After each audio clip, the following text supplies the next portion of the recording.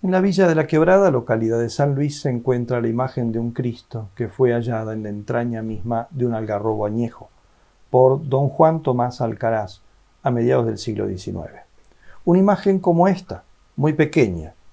Esta es una réplica hecha en el taller artístico de nuestros grandes amigos, los recordados Julio y Chiquita Domínguez. Esta manifestación lo impulsó a don Juan Tomás a construir una capilla en el lugar del hallazgo. Con los años nació una pequeña villa a su alrededor y los creyentes comenzaron a venerar la misteriosa imagen. Con el correr del tiempo se le han atribuido múltiples milagros. El fervor religioso congrega así año tras año frente a la imagen a miles de fieles que con fe peregrinan desde todas partes del país, en particular de Cuyo, para solicitarle todo tipo de favores o para cumplir con las promesas por los favores ya recibidos. A este santuario y a sus dos imágenes sagradas, el Cristo y la Virgen de la Quebrada, estoy particularmente ligado por una relación comenzada hace ya muchísimos años en mi adolescencia. Con este Cristo tiene mucho que ver la familia religiosa a la que pertenezco, el Instituto del Verbo Encarnado. En torno a este santuario y a su Cristo he tejido mis mejores amistades. Allí descubrí personalmente mi vocación al sacerdocio. De su santuario fue rector durante varios años el querido padre Carlos Alberto Lojoya, a quien providencialmente yo, como mis mejores amigos de la juventud, debemos tantísimo. Precisamente al cumplirse 10 años de su prematuro fallecimiento, el 6 de diciembre de 1990, escribí una breve biografía en la que consigné por escrito algunos datos del santuario, del Cristo y de la Virgen, y por ese motivo con mucha frecuencia me piden que repita lo poco que sé sobre el tema. Para todos los que todavía siguen pidiéndome que les cuente lo que sé del Cristo de la Quebrada, he preparado esta charla. Y en particular lo he hecho pensando en los más pequeños de los nuestros seminaristas menores, cuya casa se emplaza en la finca que en memoria de las gracias recibidas se llama Finca Cristo de la Quebrada.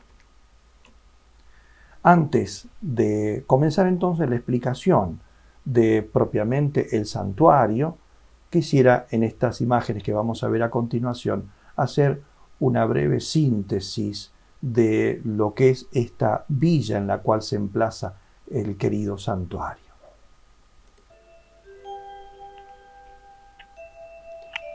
La Villa de la Quebrada, nos cuenta José Ignacio Maldonado en sus aportes para la historia regional, religiosa y folclórica, es una pequeña localidad de la provincia de San Luis, a 38 kilómetros al norte de su capital, en el faldeo occidental del cordón orográfico Sierras de San Luis. Dos rutas la conectan con la capital puntana y el resto del país. La popularmente llamada del Alto, hasta hace pocos años ruta ancha de enripiado compactado, hoy asfaltada, que faldea el cordón serrano, abundante en umbrosas quebradas, altos farallones pétreos y cumbres de más de 2.000 metros de altura. Desde allí se observa también el extenso panorama boscoso del Bajío, que al occidente delimitan las sierras del Gigante y de las Quijadas. Paralela a esta, a unos 10 kilómetros al oeste, está la ruta nacional número 146, llamada del Bajo, desde la que también se accede a la villa. En antiguos títulos de propiedad se menciona al fundo que ahora contiene la villa como Estancia La Quebrada, cuyo casco y primitivas casas estaban a una legua al poniente y alejadas de las sierras. El abrupto faldeo de las sierras respalda la villa. Al pie de la primera loma está emplazada la iglesia que atesora al milagroso crucifijo, con su plaza sombreada por frondosos árboles, con floridos canteros y césped. En su centro se erige el busto de la docente primaria señorita Lucía Soler, obra del artista Gaspar Di Genaro, primera maestra con título oficial que allí ejerció su magisterio desde la última década del siglo XIX, fecunda promotora de las artesanías tradicionales en la zona enseñándolas en el aula, mientras desgranaba didácticamente doctrina de vivencias cristianas. A una cuadra al sur del templo desemboca una umbrosa quebrada, con el cauce del arroyo que trae el agua de las vertientes de sierra adentro y de altas cumbres. El arroyo continúa festoneando la villa, revitalizando la vegetación que perfuma el ambiente lugareño. Una visión total de aquel ámbito con sus verdes lomadas y azuladas montañas, el blanco del templo y de las estatuas del monumental Vía Crucis que trepan lomadas, conforman un santuario natural grandioso e imponente, un complejo de religiosidad que impresiona cual si se entrara en colosal catedral enclavada en la mole rocosa del Cerro Tinaja, con sus farallones y abruptas quebradas, entre las que suelen navegar jirones de nubes como volutas de incienso. Ante tanta majestuosidad, el alma religiosa se recoge en íntima devoción y el espíritu se regocija por la belleza natural complementada por las obras del hombre.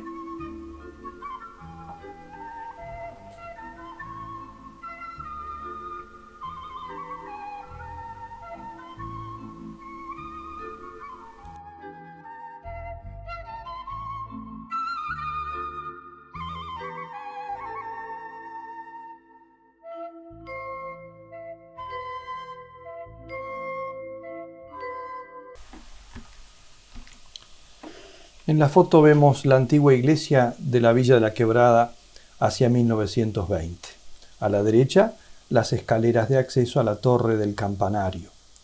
Se observa el predio de adelante que actualmente está ocupado por la plaza. Nos explica Maldonado, a quien cité antes, que con el decurso de los años, lo que al comienzo fue un hecho histórico transmitido tradicionalmente, se fue trocando en brumosa leyenda exornada con gemas fantasiosas, lo mismo con piezas literarias de alto vuelo. De ahí que las versiones difieran sobre el tiempo y circunstancias históricas. Una versión muy difundida señala que el crucifijo fue hallado por un humilde hachero, identificado a veces como Tomás, otras como Nicolás, o también Sinforiano, todos de apellido Alcaraz. Varias de estas versiones le asignan la condición de ciego. En este aspecto es claro que se le confunde con el hachero ciego que en Renca, Chile, encontró al Señor del Espino, que en Renca de San Luis se venera hace más de 2 siglos. Nos explicamos esta supuesta no evidencia adjudicada también a don Tomás, porque en el ámbito provincial ya era muy conocida en ese entonces las circunstancias del hallazgo del Señor de Renca, difundida por vía oral en las comunidades rurales. De aquí deriva la confusión de algunas versiones que hasta hoy inadvertidamente se difunde periódicamente. En cuanto a la antigüedad del hallazgo del Cristo de la Quebrada, algunos le asignan 2 siglos, otros 1 y un poco más. Este es el altar de la iglesia hacia 1930. Continúa diciendo José Ignacio Maldonado que por sus connotaciones históricas podemos afirmar que la versión que atribuye a don Tomás Alcaraz el haber encontrado el milagroso crucifijo puede considerarse aseveración histórica. Una muy difundida versión tradicional asegura que don Tomás Alcaraz encontró el crucifijo en el hueco de un árbol que achaba. Afirmándonos en documentación oficial, hay que descartar que don Tomás Alcaraz haya desempeñado el oficio de hachero como sustento económico. Don Tomás Alcaraz, o también Juan Tomás Alcaraz, como aparece en varios documentos, poseía un extenso fundo obtenido herencialmente de su madre y que fue parte de una merced real o suerte de estancia otorgada a uno de sus antecesores en 1683, don Cristóbal Muñoz. Estas tierras lindaban al norte con las del capitán Andrés de Fuensalida Guzmán, en Nogolí, al sur con las de la Aguada de su pariente don Marcos Muñoz. Un documento de 1876 nos da importantes noticias genealógicas de los ascendientes de Juan Tomás Alcaraz. Fue hijo natural de doña Casimira Alcaraz, esta a su vez hija legítima de don Nicolás Alcaraz y de doña Felipa Lucero. Madre de doña Felipa fue doña María Muñoz, descendiente de don Cristóbal Muñoz, el que antes nombré. Y aquí la iglesia hacia 1940. En aquel extenso fundo, nos sigue diciendo Maldonado, a la usanza bíblica y por generaciones tras generaciones, los herederos de Muñoz y Alcaraz fueron radicándose en distintos parajes del llano boscoso cercano a la sierra donde había agua segura. Los pocos documentos que se tienen ligados a los trámites para la legitimación de la posesión del fundo testifican la idiosincrasia, la alcurnia espiritual de aquellos campesinos puntanos de los tiempos viejos, honrados ciudadanos, buenos cristianos temerosos de Dios. Trasfondo religioso fruto de la evangelización y catequesis desde los primeros tiempos del poblamiento comarcano, donde actuaron ininterrumpidamente los frailes dominicos. De aquel extenso fundo heredado de su bisabuela, don Juan Tomás solo pudo rehabilitar la parte del campo inmediato a la estancia llamada La Quebrada, pues el resto había sido declarado tierra vacal o fiscal y vendida. La porción recuperada, según mensura de 1876, lindaba al sur con el campo de Huascara, al este con las altas cumbres de las sierras, 3 cuadras al sur del Cerro Tinaja, al norte con la estancia El Guanaco y al oeste con el Carril Viejo. Este mismo fundo es el que se declara en el juicio sucesorio de don Juan Tomás, iniciado en 1895, 15 años después de su fallecimiento.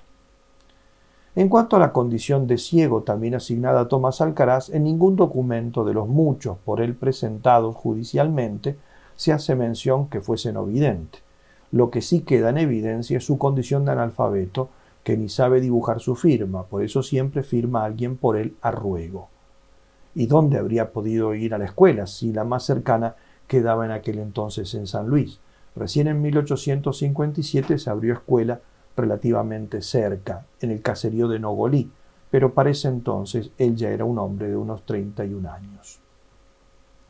Esta es una procesión hacia 1930, donde los feligreses llevan al llamado representante. El Cristo es ese representante. Después explicaré estos 3 Cristos que solían estar en el santuario, ¿no?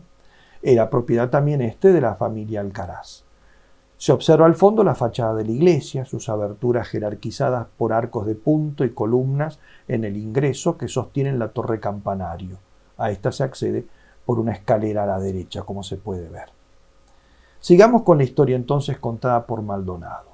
Queda certificado que fue don Juan Tomás Alcaraz quien halló el crucifijo, pero no se conocen más detalles del hecho histórico. Debemos pues ahora sí recurrir a las versiones tradicionales más serias. Una de ellas informa que estaba en la horqueta de un algarrobo y que allí lo fue cubriendo el desarrollo de ambas ramas. Este cubrimiento paulatino necesitó evidentemente de varias décadas, cuando no de una centuria, lapso de tiempo que hubiese dañado considerablemente la imagen casi a la intemperie, lo cual no ocurrió. Por eso, se cree más factible que en realidad fue escondido en un hueco, especie de horno, que suelen dejar algunos algarrobos de la corteza, y que el cubrimiento fue solo necesario del cierre exterior, dado que en su interior no crece ya el núcleo leñoso. Consecuentemente, ni se comprimió la imagen y además esta estuvo al resguardo de la intemperie. ¿Cómo es que se encontraba esta en una urna vegetal, ¿no? ¿Quién lo escondió o guardó no pudiendo recuperarlo después? En la zona no hay memoria de que alguien lo perdiera o escondiera en la incipiente concavidad de un árbol en crecimiento.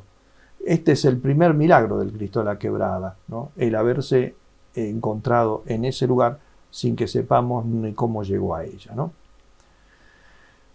He aquí una promesante hacia 1930 ingresando de rodillas en el atrio de la antigua iglesia. Se observan las grandes columnas, ¿no? Y el solado de piedra. Nos sigue diciendo Maldonado sobre la historia. Ajustándonos a una hipótesis racional, pensamos, dice él, que pudo ser extraviado por algún sacerdote evangelizador de los indígenas que allí tuvieron su asentamiento en los siglos pasados. En este paraje pedemontano hubo un intenso poblamiento indígena, como nos lo muestran los numerosísimos instrumentos líticos existentes, aún en los sitios del plano en que acampan los vehículos de peregrinos, decía él en su época, ¿no? Quizás algún sacerdote dominico lo extravió cuando desde la reducción indígena del amplio valle o quebrada del río Catí, que ahora es Nogolí, venía a evangelizar a los de la quebrada. Si no fue así, solo Dios conoce el secreto. Apartándonos de supuestos racionales, nos hacemos eco de una leyenda tradicional recogida de una familia con ascendientes zonales, la cual, por haber perdido vigencia popular, está desavenida en todas sus concomitancias, y es la siguiente, dice él. A los pocos años de la conquista hispana en este territorio, marchaban hacia Nogolí, donde se habían creado una reducción indígena o de naturales, una procesión llevando el tal crucifijo. En el camino hubo un peligro de asalto preavisado, no recuerdan de parte de quiénes los que cuentan esta historia, por lo que huyen a las cercanas sierras y escondieron la imagen en el hueco de un monte. Pasado el peligro y vueltos al camino viejo, no pudieron individualizar el árbol y así quedó perdido el crucifijo. Esta es una historia, como todas las otras. Es creíble, ¿no? Pero más no podemos decir. Reiteramos pues que lo cierto es que fue don Juan Tomás Alcaraz quien halló el milagroso crucifijo. Y las otras personas antes mencionadas fueron hijos o herederos, y uno de ellos, Sinforiano, es quien heredó la capilla, por lo cual algunos erróneamente le asignaron a él el hallazgo. Esto es un típico fenómeno de mutación de la memoria colectiva tradicional, nos dice este investigador Maldonado en esta obra que fue publicada después de su muerte. Algunas fotos del archivo histórico de San Luis, ¿no? ¿Dónde estaba ese árbol? Los antiguos vecinos villeros, ellos de común acuerdo afirman que el árbol del milagro estaba en el mismo sitio en que hoy se emplaza el santuario, que es donde estuvieron los anteriores templos. El sitio es una explanada al pie de las lomas y a la derecha del desemboque de la extensa quebrada que desde tierra adentro da cauce al arroyo concentrador de vertientes y ojos de agua, garantizando la provisión de este vital elemento a los pobladores de la villa, al menos en los primeros tiempos donde no había otro tipo de agua que esa que bajaba de la sierra, ¿no? En el lugar del hallazgo levantó don Juan Tomás la capilla para el santo. Según el inventario del juicio sucesorio, se la describe así: una capilla situada al este de la plaza con una pieza donde se oficia el culto, de 5 metros de ancho de luz y 12 de largo, sobre un solar de 13 metros de frente por 22 de fondo, comprendido este terreno en un límite de 4 metros, a todos los rumbos desde las murallas de la capilla, de material de adobe, avaluada en 300 pesos. Paredes de adobe y sin duda con techo a 2 aguas, cumbreras y tijeras de quebracho blanco y algarrobo, maderas quizá traídas de los bosques de San Francisco del Monte, desde donde pocos años antes se había llevado la madera para construir el templo de Santo Domingo en San Luis. Completaban el techo embarillado de jarilla pelada, torta de barro y empajado exterior. Tal era la arquitectura rural en la región y época, donde abundan las lluvias y las nevadas invernales son frecuentes. También de adobones el altar, coronado por un nicho a guisa de trono del Cristo crucificado, todo bien revocado y enjalbegado con esmero. Sin duda que la minga vecinal hizo posible una rápida construcción. Estos trabajadores habrán sido los primeros promesantes. Con referencia a la especie vegetal del Monte del Milagro, la casi totalidad de las aseveraciones tradicionales aseguran que fue un algarrobo. Esta es una mujer en el altar de la capilla en zona rural, presumiblemente en la localidad de la Villa La Quebrada de la ciudad de San Luis hacia 1930. La mujer con devoción sostiene entre sus manos la imagen del Santo Cristo de la Quebrada. Sigue la historia de Maldonado. Don Juan Tomás llevó el crucifijo a su casa en la vecindad de Guanaco, instalándolo con toda devoción y majestuosidad que los medios le permitieron.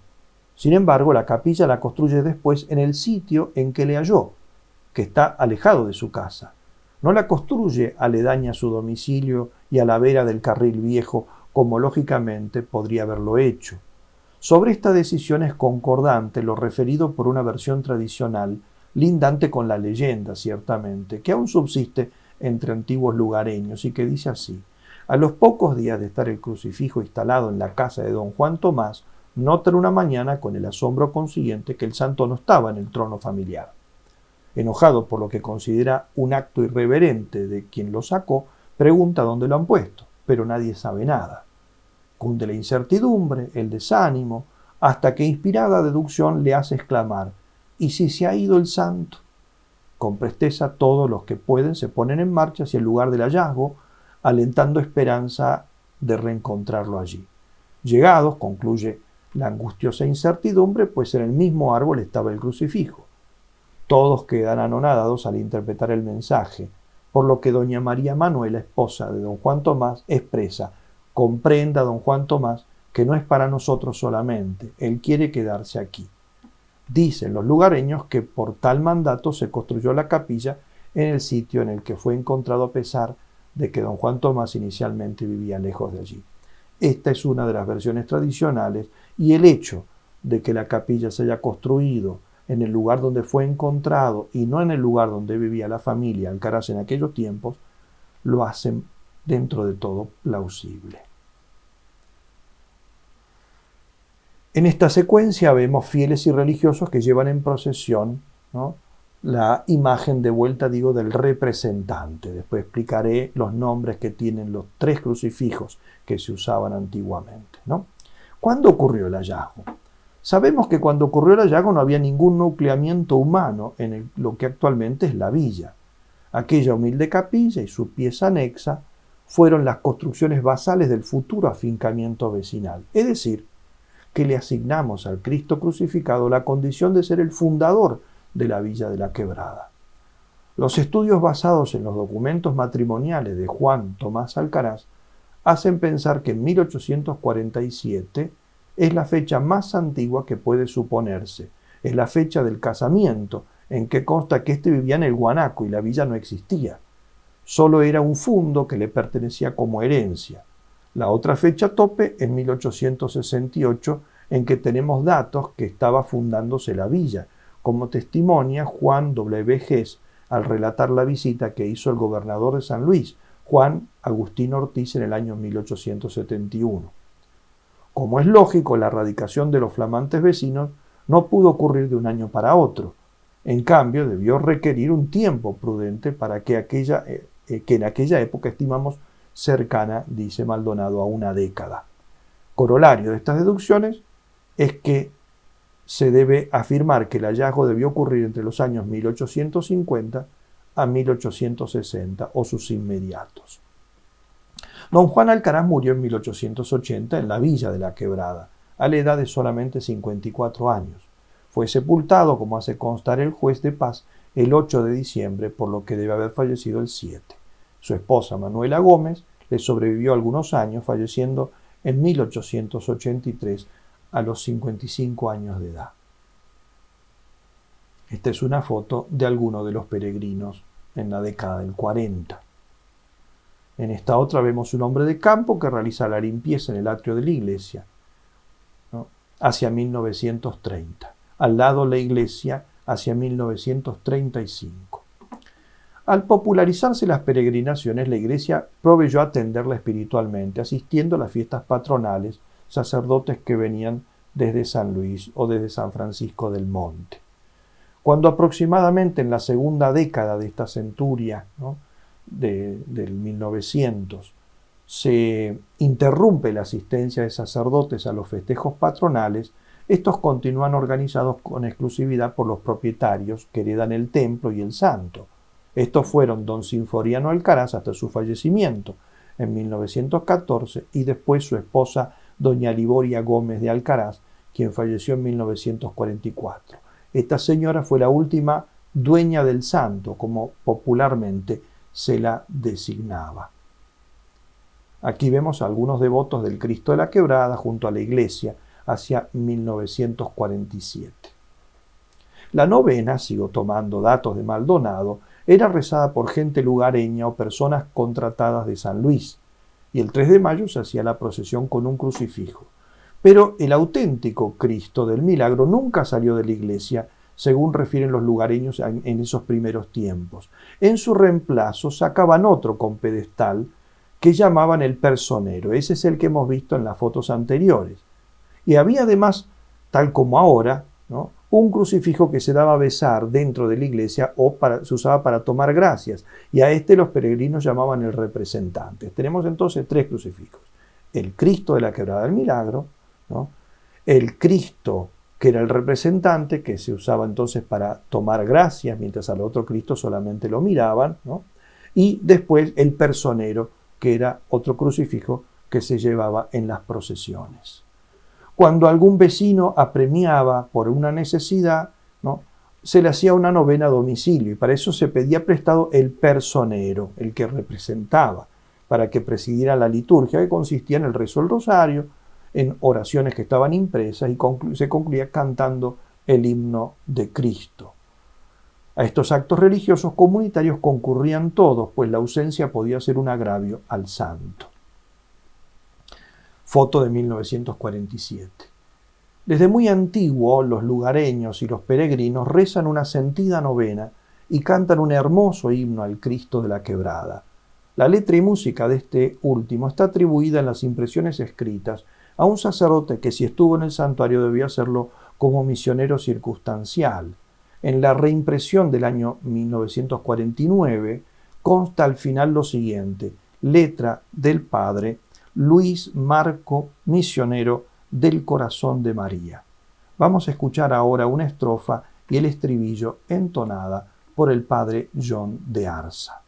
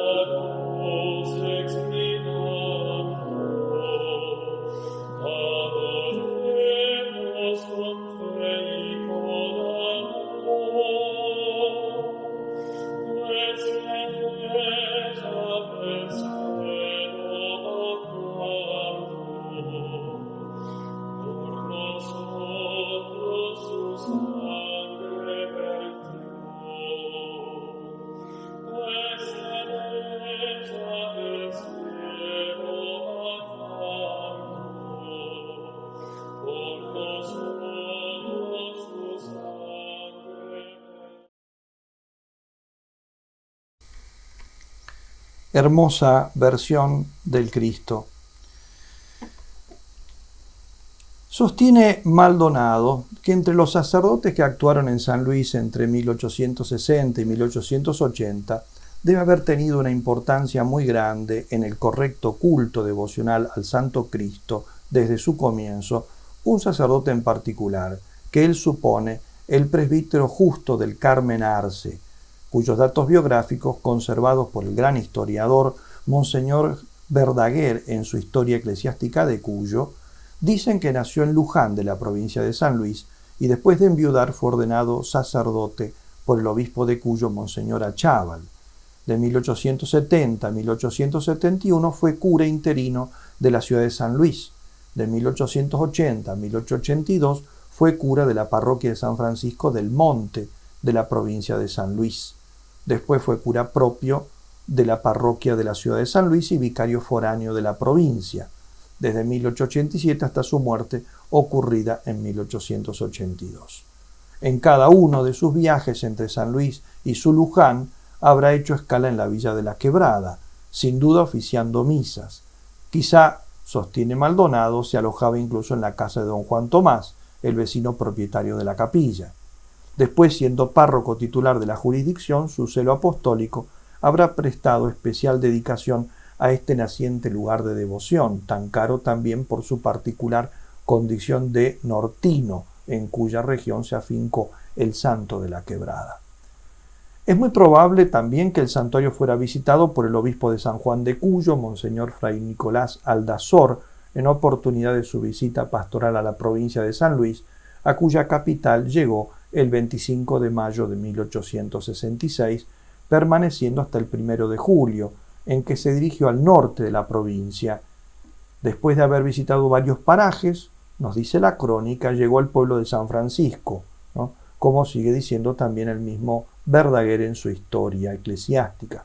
Entre esos parajes que menciona allí está evidentemente la villa de la Quebrada con su recientemente construida capilla. Esta es una foto del campanario hacia 1947. En las escaleras está Monseñor Emilio Di Pasco, segundo obispo de San Luis, hablándole a los fieles devotos del Cristo de la Quebrada. La transferencia del templo de la familia Alcaraz a la diócesis se realizó por obra del primer obispo de San Luis, Monseñor Pedro Dionisio Tibiletti. Consta en el boleto de compraventa fechado en noviembre de 1945.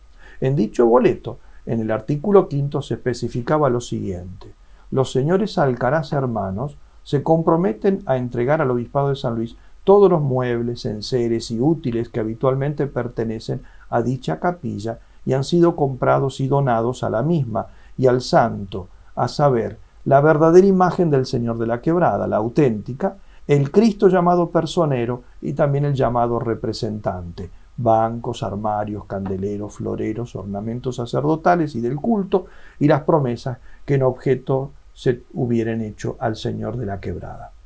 Al firmarse la escritura, los vendedores hacen expresa aclaración de que al Señor de la Quebrada no lo venden, lo donan a la iglesia.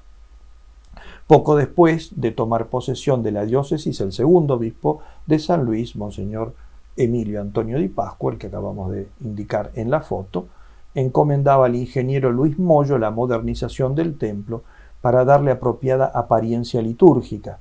A su pedido se conservarían los muros de adobes primitivos, bien conservados, con el enrafado que le hicieron varios años antes.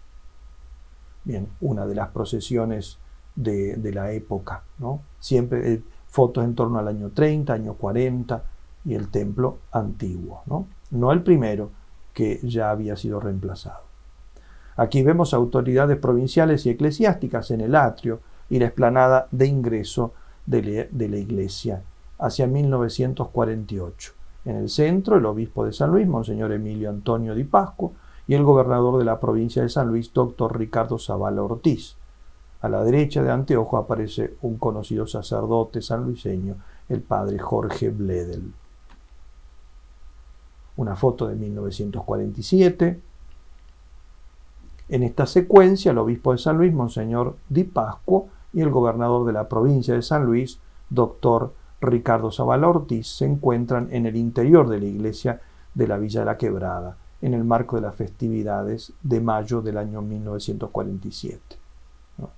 En la otra, el obispo de San Luis, Monseñor Di Pasco, rodeado de una multitud de devotos, en la procesión realizada durante los festejos al Cristo de la Quebrada, también de mayo del año 47. Una foto del templo. Este es el templo ya reformado, ¿no? Y aquí volvemos a ver el templo y en su forma anterior a la última reforma y debajo la forma actual que tiene. Una foto de los años 70-80 con los jóvenes del secretariado de jóvenes animando las fiestas del Señor de la Quebrada. Esta, en cambio, es una procesión hacia el año 1940.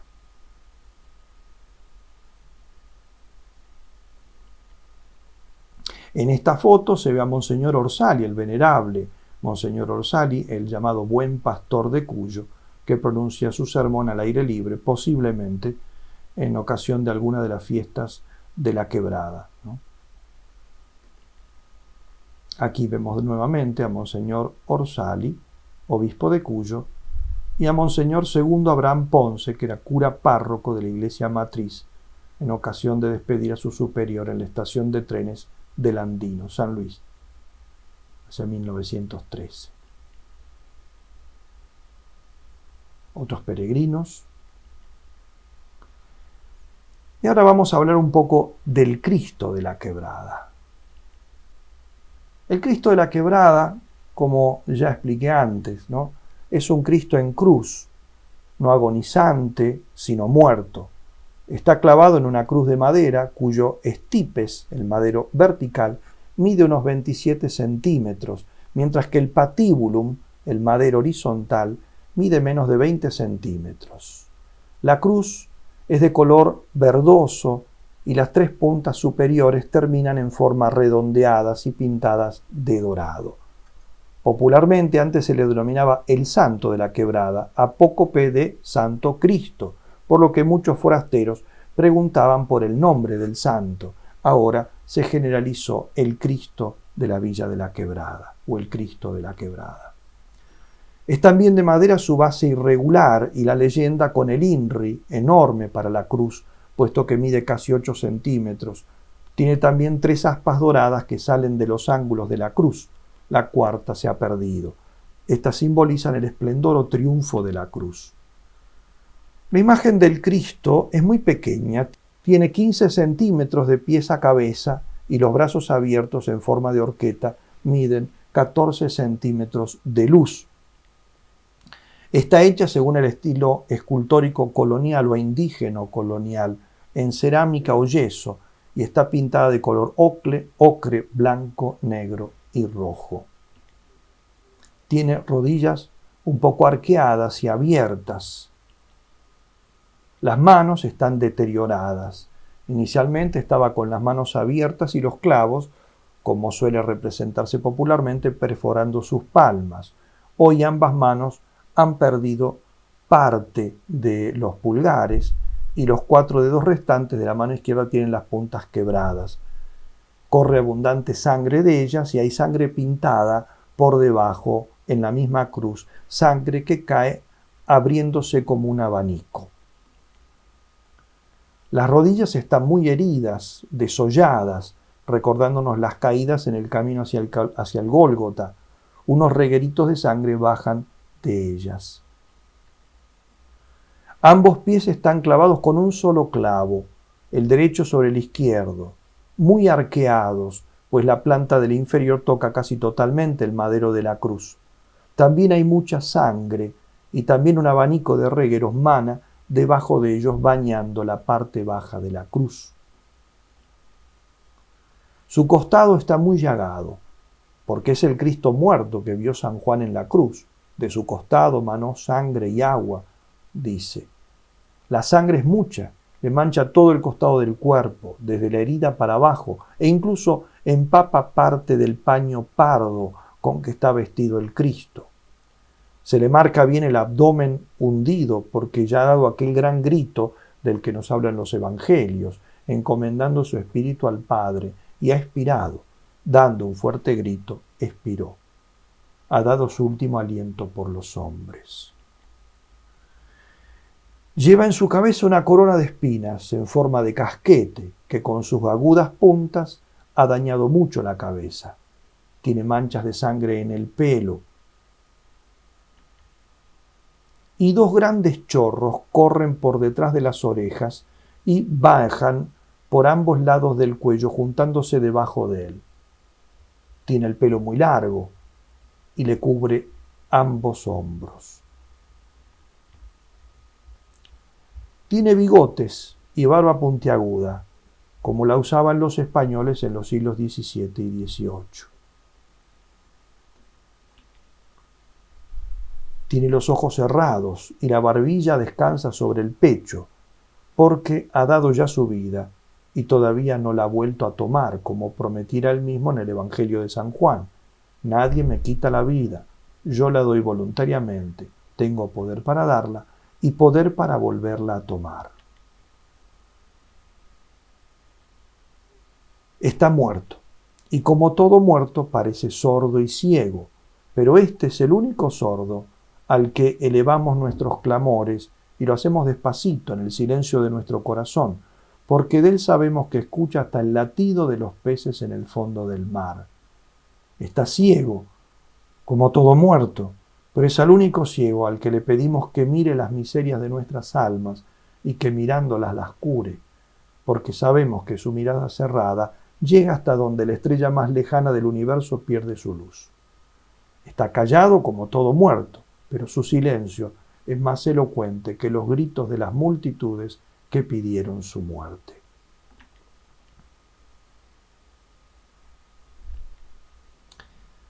Como esta no es una conferencia exclusivamente sobre el santuario del Cristo de la Quebrada, sino en parte sobre mis recuerdos y experiencias personales del Cristo, y además dirigidas principalmente a mis hermanos y hermanas religiosos y a los laicos de nuestra tercera orden, de nuestra familia religiosa, quiero aludir también a algunos recuerdos en particular.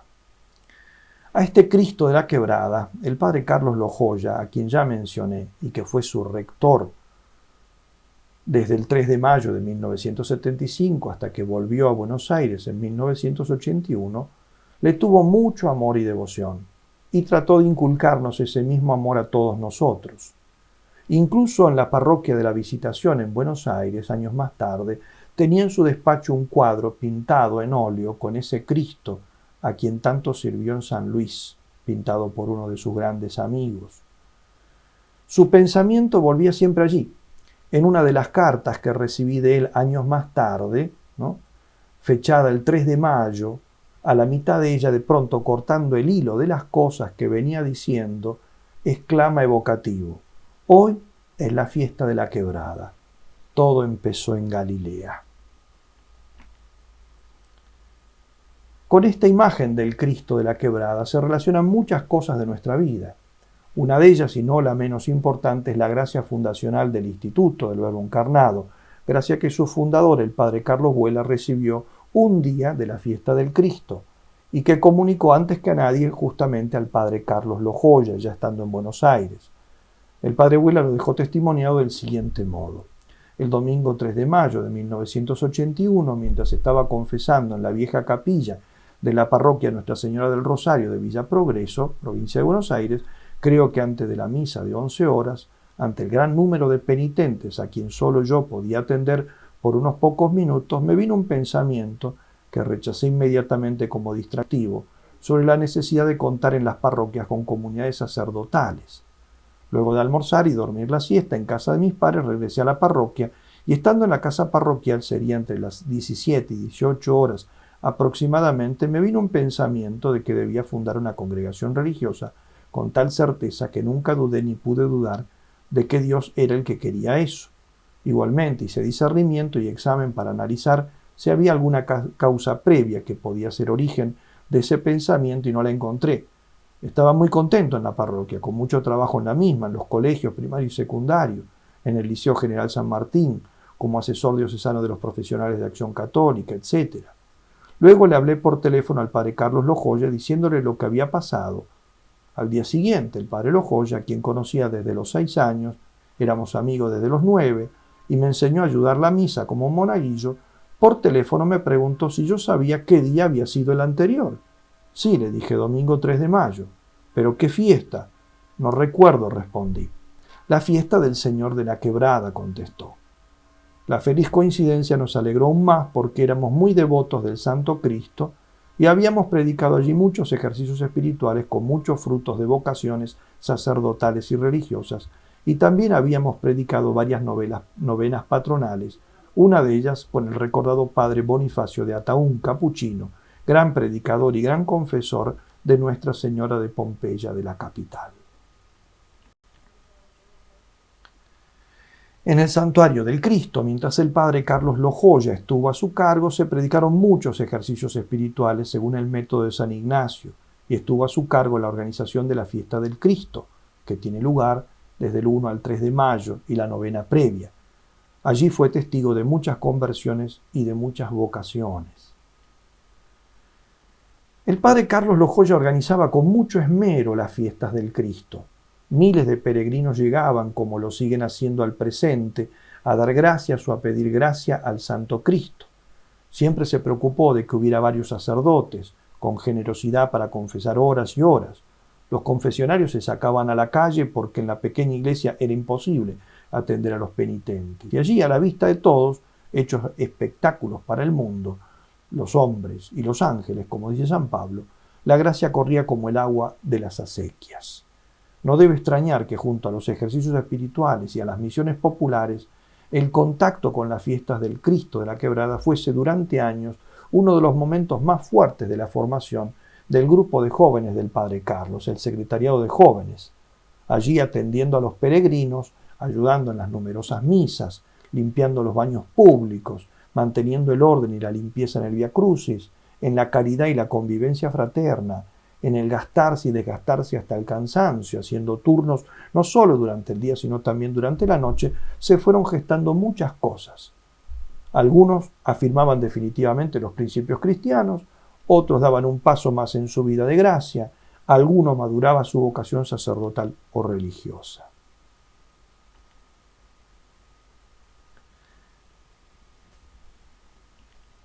El Vía Crucis monumental fue una feliz inspiración de Monseñor Emilio Antonio Di Pasquo, segundo obispo de San Luis. Aquí lo vemos en la Villa de la Quebrada los primeros días del mes de mayo de 1948. Monseñor Emilio Di Pasquo nació en Buenos Aires el 23 de diciembre de 1899. Tomó posesión de la diócesis de San Luis el 25 de enero de 1947. Como obispo intensificó la realización de misiones rurales, fundó el colegio universitario, 2 escuelas que puso en manos de religiosos dominicos y salesianos. Más tarde fue nombrado obispo de la diócesis de Avellaneda, de la que tomó posesión el 15 de agosto de 1961, pero al poco tiempo enferma, falleciendo el 9 de abril de 1962, a la edad de solo 62 años. En mayo de 1949 comienzan las tratativas con el escultor italiano don Nicolás Arrighini, domiciliado en Pietrasanta, Italia, para la ejecución de las 14 estaciones del Vía Crucis, conviniéndose un precio de 100.000 pesos moneda nacional, a pagar 16.000 pesos a la firma del contrato y 3 anualidades de 28.000 pesos cada una. Las estatuas serían esculpidas en mármol blanco, mármol de Carrara, con una altura mínima de 1,25 m y según los modelos fotográficos convenidos. Después se agregó el grupo escultórico de Nuestra Señora de Lourdes, que vimos en la primera diapositiva del Vía Crucis, y una copia de la Piedad de Miguel Ángel. Concluidas las esculturas, a fines del año siguiente fueron embarcadas en el puerto de Livorno, en el vapor argentino Río Cuarto. Vinieron embaladas en 29 cajones con un peso total de 27 toneladas. Llegaron a Buenos Aires y el transporte luego se hizo en el ferrocarril General San Martín y después desde la estación local de trenes de San Luis hasta la Villa de la Quebrada lo efectuaron camiones del segundo cuerpo de ejército con sede en San Luis en ese entonces. Llegaron en la segunda quincena de enero de 1951. Mientras tanto, la construcción del camino y explanadas del Vía Crucis lo efectuó Vialidad Provincial, logrando una maravillosa adaptación litúrgica sobre las lomas, pues la crucifixión está en la parte más alta. Después el camino desciende con las restantes estaciones, el descendimiento y el sepulcro.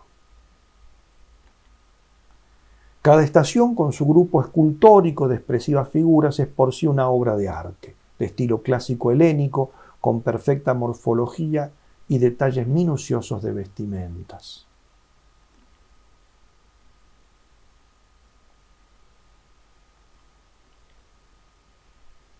Este monumental Vía Crucis fue inaugurado y bendecido el 3 de mayo de 1951 por Monseñor Di Pasquo, a quien acompañaron en esa ocasión el arzobispo de San Juan y el obispo de Mendoza.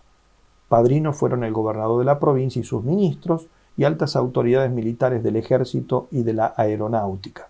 Además, obreros, ejecutores de la obra y un hijo del escultor venido expresamente desde Italia. Después, durante el gobierno eclesiástico del tercer obispo, Monseñor Carlos María Caferata, se efectuaron obras complementarias como la iluminación con artefactos fluorescentes, rejas protectoras de cada estación, porque las velas que colocaban desaprensivamente los peregrinos las teñían de hollín y las dañaban. El hormigonado del camino se realizó durante el rectorado del padre Carlos Lojoya con donaciones de los feligreses y peregrinos.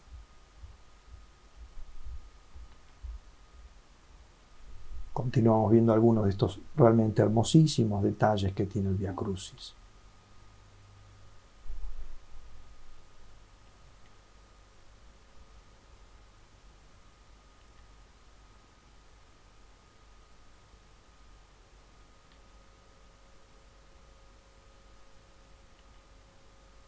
La cruz que se ve actualmente no es la cruz original, un rayo la partió y ha sido reemplazada.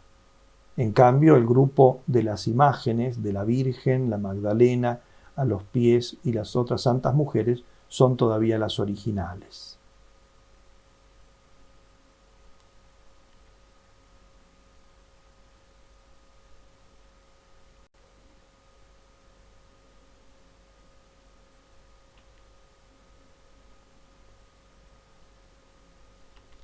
Algunos detalles de este magnífico grupo, la sepultura de Cristo. Y con esta diapositiva dejamos el Vía Crucis y vamos al último de nuestros temas, la Virgen de la Quebrada. La Virgen de la Quebrada, o purísima y limpia concepción de la Quebrada, como tendría que ser llamada, según expertos en arte colonial que la han examinado, es una réplica de la Inmaculada de Luján, según un vestido primitivo, hecha en Argentina. Puede tener hasta unos 200 años de antigüedad. Fue encontrada en 1968 cerca del antiguo Camino del Rey, que de Buenos Aires pasaba por Luján, como testimonia su donante, Monseñor Eduardo Gloazo, a quien vemos en la fotografía, párroco durante 35 años de Nuestra Señora de la Merced de Caseros. Italiano de Udine, vino a la Argentina todavía muy niño, sacerdote de mucho celo apostólico y emprendedor. De él la obtuvo como regalo para la Villa de la Quebrada el padre Carlos Vuela, como testimonia el padre Carlos Lojoya, rector del santuario, en la presentación de la novena en preparación para la llegada y entronización de la imagen y su primera fiesta, que tengo aquí en uno de sus originales, ¿no? En este pequeño folletito preparado para el caso por el mismo padre Lojoya, a mimeógrafo como se hacía en aquellos tiempos, dice en esta página histórica: presentamos hoy por primera vez la novena a Nuestra Señora de la Quebrada. Esta novena se rezará por primera vez también desde el día 5 al 13 de septiembre de 1980. El día 14 de septiembre se celebrará su fiesta. Durante la novena predicará el padre Carlos Vuela, quien fue el que obtuvo el regalo de la antigua imagen que llegará a la Quebrada el día 14 de septiembre de 1980, traída por el señor obispo de San Luis, Monseñor Juan Rodolfo Laice, en caravana de coches desde la capital puntana. Desde ese día nos acompañará siempre. Si amamos al Señor de la Quebrada, ¿cómo no vamos a amar a su madre, la Virgen Santísima? Si le pedimos y agradecemos a Él, ¿cómo no vamos a pedirle y agradecerle a ella, que es su madre? Entre los papeles del padre Carlos, que me tocó ordenar y curar después de su prematuro fallecimiento, encontré una crónica del viaje con que se trajo la imagen, escrita por uno de los que viajaron, el padre Carlos Vuela, y dice así: salimos del aeródromo de Don Torcuato a las 16:10 horas del día 7 de septiembre de 1980, en un avión Cessna 401 de la gobernación de la provincia de San Luis, llamado Señor de Renca, piloteado por Francisco Puig de Libol y como copiloto Arturo Iacobacci. Monseñor Juan Rodolfo Laice, obispo de San Luis, llevaba sobre sus rodillas la imagencita de la Virgen de la Quebrada, ya que no pudimos entrar el anda armada al avión. Imagen que después todos pudimos tener un rato con nosotros. Como pasajeros iban los señores Alfredo José Rescaldani, Arturo Agote, Ignacio Pérez y la señorita Estela Mari Pérez. Avisados por el señor Puig de Vol de que habíamos entrado en el espacio aéreo de la provincia de San Luis, el señor obispo invitó a todos los presentes a rezar el Santo Rosario, que él mismo dirigió, que sería la primera oración que escucharía la Santísima Virgen María en su imagen de la Quebrada. Le pedimos a ella que derrame sobre toda la provincia puntana abundantes gracias, fecundas bendiciones y obre múltiples milagros para gloria de la Iglesia y bien de la patria en todas y cada una de las familias sanluiseñas. Al sobrevolar Potrero de los Funes cantamos «Oh María, Madre Mía», y el señor obispo bendijo con la imagen a la provincia de San Luis. Dios en su infinita providencia nos había reunido a todos acompañando a la imagen de la Virgen. Algunos teníamos muy clara conciencia de haber sido más favorecidos que aquellos gauchos valientes y aguerridos que hace 350 años fueron testigos presenciales del milagro de Luján, por el que la Virgen Inmaculada mostró querer quedarse allí. ¿Habrían sospechado ellos el imponente santuario que allí habría de levantarse con el correr del tiempo? Nosotros sí, las multitudinarias peregrinaciones, las infinitas gracias dadas. A las 12:42 aterrizamos, luego de un vuelo muy feliz en el aeródromo de San Luis, habiéndonos saludado brevemente el chorrillero.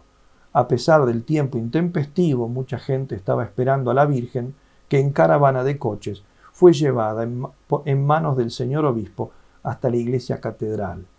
San Luis, septiembre 7 de 1980.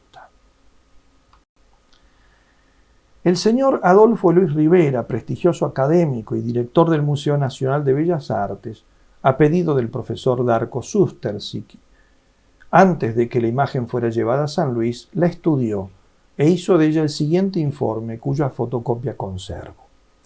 La imagen de la Virgen que me presenta el señor Darko Sustersic es una talla en madera policromada del siglo XIX y hecha en la Argentina, en la zona del litoral. Representa a primera vista a una Virgen María en su advocación de Inmaculada, con su vestido blanco salpicado de flores y un manto azul celeste, teniendo sus manos unidas en actitud de oración. Un estudio más detenido lleva a considerar esta pieza como una representación de la Virgen de Luján, de acuerdo con la iconografía antigua anterior a la actual, que es de la segunda mitad del siglo XIX. La más antigua estampa de la Virgen de Luján es la que grabó Juan Manuel Rivera en 1789, es la que he puesto en la fotografía, ¿no? Y muestra la imagen vestida de modo distinto al actual. La Virgen de Luján es una figura de barro cocido y policromado, fabricada en Brasil en el siglo XVII y que, según la costumbre española, recibió el añadido de vestiduras postizas, un traje blanco y un manto azul.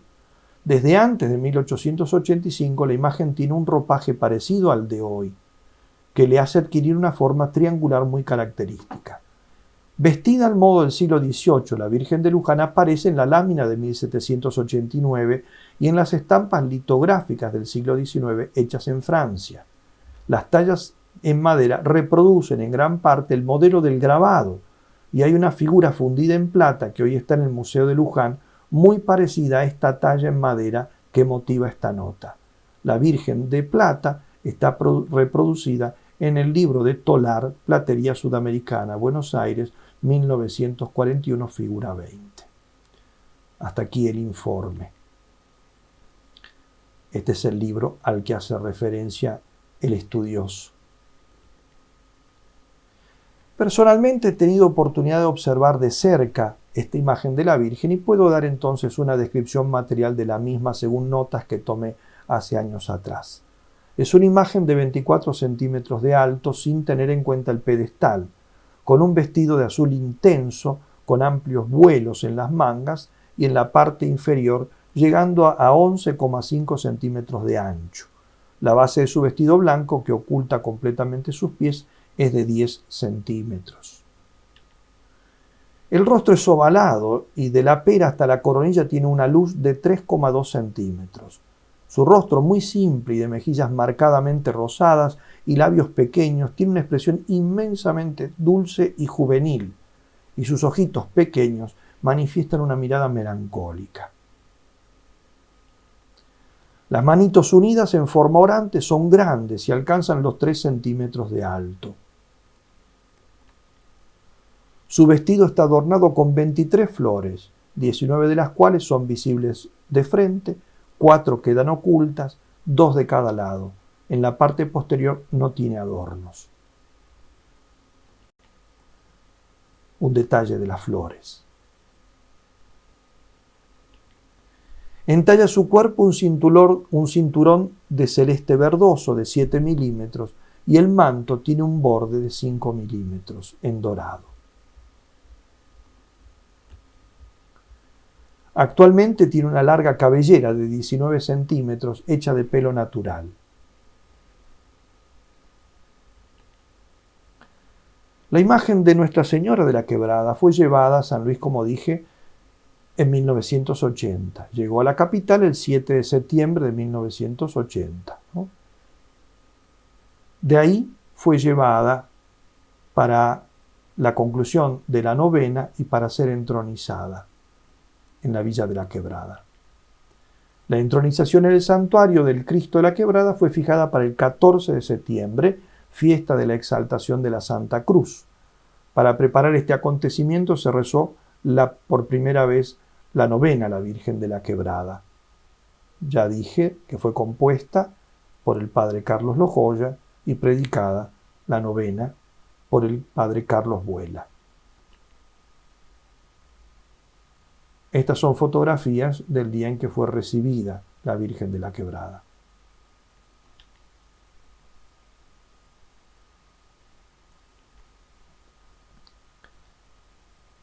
La novena se hizo para tal propósito adaptando otras más antiguas. El padre Carlos Lojoya, prolongándola, decía: es una imagen chiquita, pero no importa su tamaño, lo que importa es el lugar que le demos en nuestro corazón. Sea ella la que nos guarde bajo su celestial manto, sea ella la que guarde a nuestras familias, sea ella la que guarde a nuestra provincia y a la patria.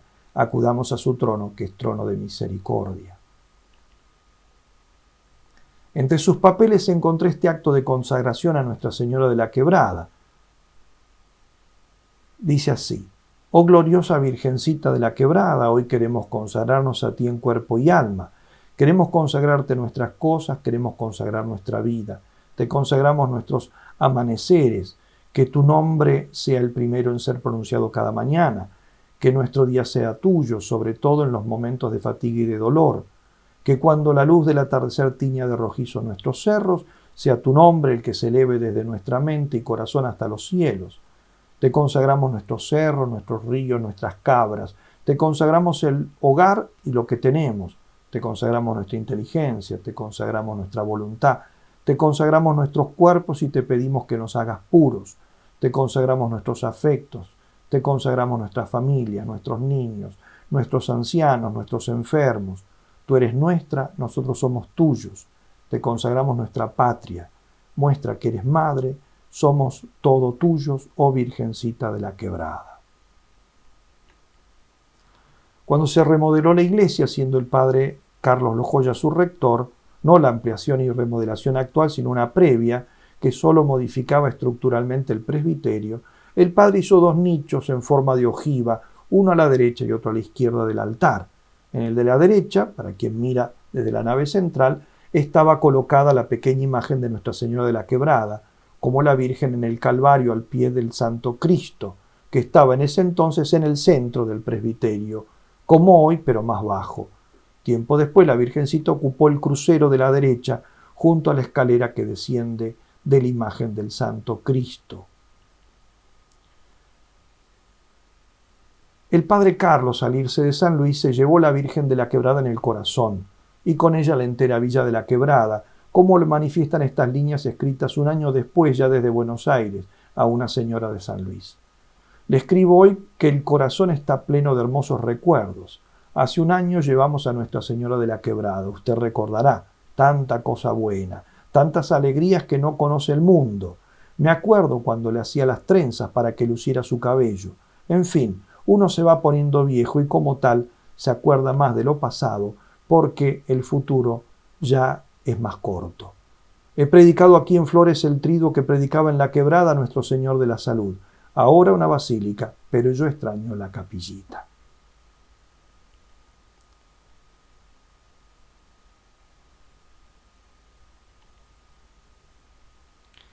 Hace muchos años, concretamente en el año 1987, escribí una impetratoria al Cristo de la Quebrada. Un año después escribí una pequeña obrita teatral en romance que titulé El Santo Cristo, y la impetratoria fue el final de esa obrita. Quisiera ahora terminar leyendo precisamente esta, que es una oración al Cristo de la Quebrada, y que dice así: Señor de nuestras tierras, Señor de las pampas, Señor que te allegas a mi patria gaucha, donde la tierra se extiende lo que miradas no abarcan, para anidar tu cuerpo en las serenas almas, ya las busques en valles, ya rastrees quebradas, para embeber en tu sangre cuanto el pecado arranca, para plantar y regar con la cruz que tú cargas la aridez de una raza que de amores no habla, para encender la tibieza que mi tierra estanca. Ay, varón de dolores, ay, que espina mi alma verte así crucifijo a madera tan áspera, y no seamos capaces de empuñar como adarga la cruz que tú un día, hambreado de almas, a un hachero puntano diste en esta quebrada. Ay, Señor de la sierra, ay, Santo de la Quebrada, he venido a buscarte implorando tu gracia, para pedir tus perdones, que de perdones se trata, que tanto te ha ofendido nuestra tibieza haragana, nuestros fallados amores, nuestra indolencia llana. Ahora me postro ante ti, Cristo de la Quebrada. Inflama los corazones, grito de mis entrañas, y santos tendrás innúmeros en esta sierra callada. Qué buenos son estos gauchos y mandas quien los trabaja. Ellos ya saben de cruces, que cruces no es lo que falta, pero no sabe por qué, ni por quién las cargan. Si hay quien les predique, si hay quien fermente en sus almas el amor que tu pecho, sin ser recibido, derrama, entonces te verán aquel día sobre montura muy blanca, que ya por ellos has hecho una muy gran cabalgada.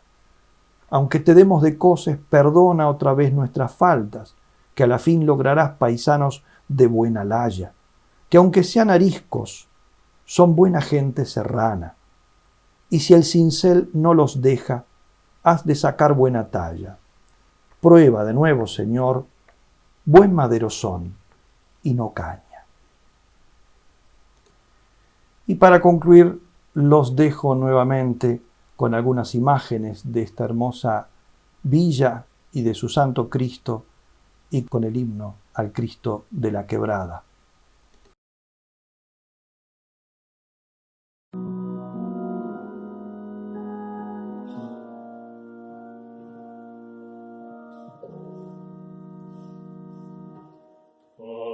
Jesús en la cruz expirando, adoremos con fe y con amor, pues en ella del cielo bajando, por nosotros su sangre pues en ella del cielo bajando, por nosotros su sangre vertió. De sus manos y pies te han dado los verdaderos